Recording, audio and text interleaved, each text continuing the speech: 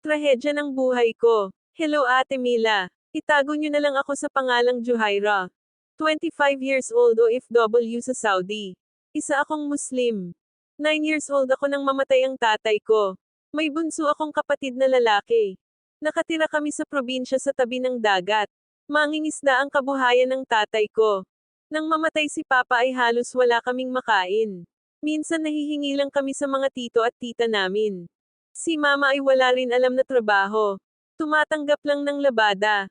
Sa murang edad ay nagtitinda kami ng isda ng kapatid ko. Para matulungan si Mama at makapag-aral kami. Elementarya lang ang natapos ko. Kapatid ko lang ang nagpatuloy ng pag-aaral.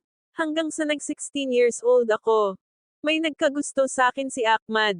Kinausap niya ang nanay ko at pakakasalan daw niya ako.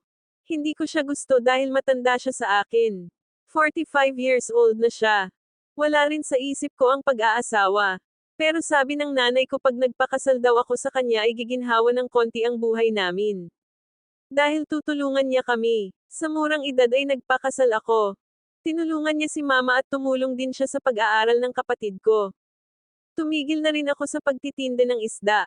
Lumipas ang ilang taon nagkaroon kami ng 2 anak. Dumating sa amin ang trahedya. Inabutan ng bagyo ang asawa ko sa pangingisda at hindi na nakauwi. Pakiramdam ko mas lalo akong naghirap kumpara noon. Nagpasya akong mag-apply na kasambahay sa Saudi. Iniwan ko ang 2 kong anak sa nanay ko. Pagdating ko ng Saudi matanda ang naging amo ko. 2 lang kami sa bahay. Dinadalaw na lang siya ng mga anak niya. Malakas pa naman ang matanda pero kailangan lang daw niya ng kasama sa bahay. Na mag-aasikaso sa kanya.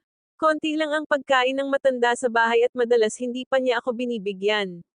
Kaya ang ginagawa ko ay nagnanakaw ako ng pagkain niya. Hindi ko naman magawang bumili ng pagkain dahil wala pa akong sweldo. Gutom ang inabot ko sa bahay ng matanda kong amo. Kaya hindi ako nakatiis at nagpatulong ako sa agency. Para magpalit ng amo. Sa ngayon okay na ang bago kong amo. At meron na rin akong sapat na pagkain.